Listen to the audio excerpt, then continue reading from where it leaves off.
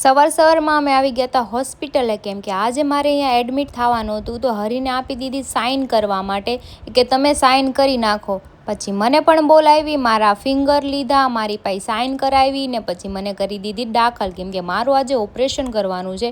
તો કેટલી બધી મેડિસન ને ઇન્જેક્શન ને બધું આપી દીધું હતું અને બધા ગ્રુપના ભેગા થઈ જ જાય. મેં કીધું દવાખાને હું આવીશ કે આ બધા આ આવ્યા છે, મારો બેડ તો ખાલી જ નહોતો રહેતો. પાછા પેપર આવી ગયા ને સિસ્ટર આવી ગઈ હતી સાઇન કરવા માટે. મારા અંગૂઠા લીધા અને સાઇન કરીને હરીની પણ સાઇન કરે. મેં કીધું એક્ઝામમાં મેં આટલું બધું નથી લખ્યું, એટલું મારે અહીંયા લખવું પડે છે. હરી કે લખવું તો પડશે જ તારે. અને પછી ચડાવી દીધી આપને બોટલ.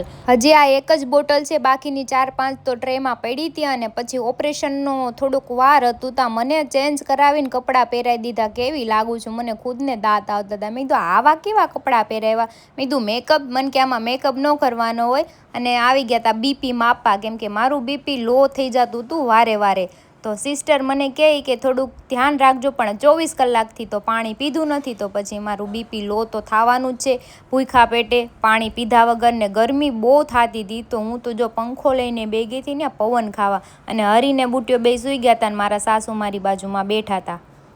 બસ હવે મારા ઓપરેશનનો વારો આવી જ ગયો છે. પવન ખાતી ખાતી પછી હું તો વાગે ઓપરેશન થિયેટરમાંથી બહાર આવી ગઈ. જો ઓપરેશન સક્સેસફુલ થઈ ગયું હતું અને આરામ ઉપર હતી. તો ગટ્ટુ અને બધાય આવી ગયા હતા, કેમ કે ગટ્ટુને મેં આખા દિવસ જોઈ નહોતી ને તો એ મારી પાસે બેઠી હતી. અને પપ્પાને બધાય આવ્યા હતા, મારું આખું ગ્રુપ આવ્યું હતું, કેમ કે બધાય હોસ્પિટલે આવે, અડધા ઉપર બે અડધા નીચે બે એવું થતું હતું. ને જમવાનું મમ્મી લાવી હતી તો બધાય જમવા બેસી ગયા હતા. મારે જ કંઈ જમવાનું હતું નહીં અને મને 1 મહિના લગી આરામ કરવાનું કહી દીધું હવે તો.